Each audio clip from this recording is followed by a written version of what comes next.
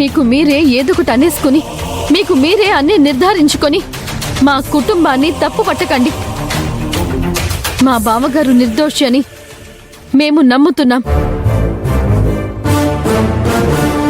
ఆయన ఎలాంటి పరిస్థితుల్లో అక్కడ ఉండాల్సి వచ్చిందో తెలుసుకుంటాం.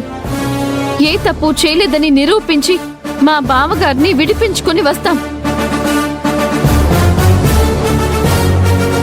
ఆయన నిర్దోషిగా బయటికి వచ్చాక కూడా మీ నోళ్లు ఇలాగే మాట్లాడతాయా?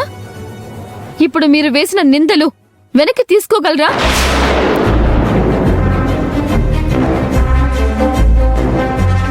ఇల్లు ఖాళీ చేసే ప్రసక్తే లేదు. ఏ తప్పు చేయనప్పుడు భయపడే అవసరమూ లేదు. ఇక మీరందరూ దయచేయొచ్చు. అతను నేరం చేశాడో లేదో కోర్టులో తెలుస్తుంది కదా. నేరం రుజువైతే అప్పుడొచ్చి తేల్చుకుంటాం. పదండ్రా. పదండి. అరండి.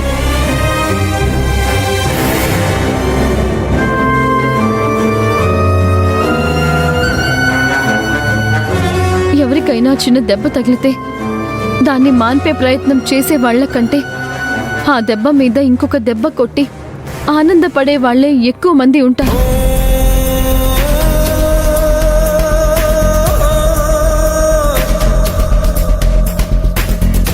మీరేం దిగులు పెట్టుకోకండి అత్తయ్య. మేం వెళ్ళి రాజీవ్ బావ గారిని విడిపించుకుని వస్తాం. అప్పటి వరకు కాస్త ఓపిక పట్టండి. జారిన నోళ్లన్నీ మూయిద్దాం. మావయ్య, మీరు రండి. మనం పోలీస్ స్టేషన్కి వెళ్దాం. బావగారిని విడిపించుకుని తీసుకొద్దాం. అవునన్నా, మేము లాయర్ గారితో మాట్లాడాం. ఆయన బెయిల్ వచ్చే ఏర్పాట్లు చేస్తున్నారు. 1 గంటలో అన్నయ్యని విడిపించి తీసుకొద్దాం. మీరు కూడా మాతో పాటు రండి. లేదు రాహుల్, నేను రాలేను.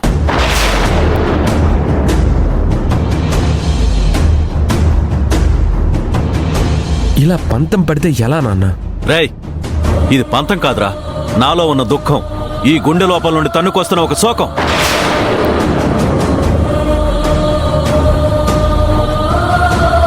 మీరెళ్ళండి, నేను రాను. అది కాదు మావయ్య.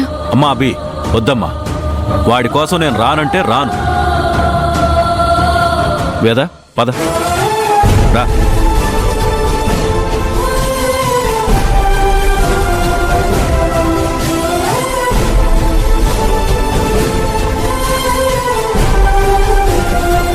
అమ్మా నాన్న చాలా బాధపడుతున్నారు అభి. ఈ జనాల మాటలు, ప్రశ్నలు వాళ్ళని వేధిస్తున్నాయి. వాళ్ళని అలా చూస్తూ నేను ఉండలేకపోతున్నాను. ఇది మనం బాధపడుతూ కూర్చునే సమయం కాదు రాహుల్ బాబు. ఊళ్ళో వాళ్ళకి, ఇంట్లో వాళ్ళకి అందరికీ చెప్పాల్సింది ఒక్కటే. రాజీవ్ బావగారు నేరం చేయలేదని, ఆయన ఏ తప్పు చేయలేదని. ఆయన్ని త్వరగా ఇంటికి తీసుకొచ్చి నిరూపించాలి. అదే మన ముందున్న లక్ష్యం. మనం వెంటనే వెళ్ళి రాజీవ్ బావగారిని బెయిల్ ఇచ్చి తీసుకుని రావాలి. వెళ్దాం, పదండి.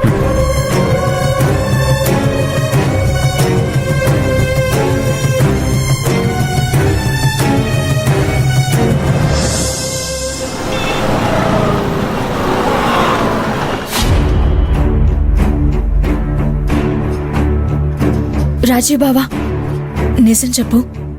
నా డబ్బు ఎక్కడ పెట్టావు? నా డబ్బు నాకు తిరిగిచ్చాయి. నాకు నిజంగానే తెలియదు కనిష్క. నేను డబ్బు తీసుకోవటం నిజమే, కానీ అవి తెచ్చి నేను వీళ్ళకే ఇచ్చాను. ఆ తర్వాత డబ్బు గురించి నాకింకేం తెలీదు. రే, నిజం చెప్పండి. నా దగ్గర దోచుకున్న డబ్బు ఎక్కడుంది? నువ్వేం చేసినా ఆ డబ్బు ఎక్కడుందో నీకు తెలీదు. నువ్వు మా ప్రాణాలు తీసినా, మమ్మల్ని టార్చర్ చేసినా మా నోటి వెంట నిజం రాబట్టలేవు. ఇంకెక్కడ డబ్బు? అది పాటికెప్పుడో పేద ప్రజల ప్రయోజనాలకి ఖర్చయిపోయి ఉంటుంది. నువ్వెంత గింజుకున్నా 1 పైసా కూడా నీకు దక్కదు. రే, ఏం మాట్లాడుతున్నారా? నువ్వు న్యాయంగా సంపాదించినట్టు మాట్లాడుతున్నావు. అన్యాయంగా ఒకరిని మోసం చేసి దోచుకున్న డబ్బేగా అది. అదే మేం దోచుకున్నాం. పేదవాళ్ళకి పంచుతున్నాం. ఇక ఆ డబ్బు మీద ఆశలు వదులుకో. రే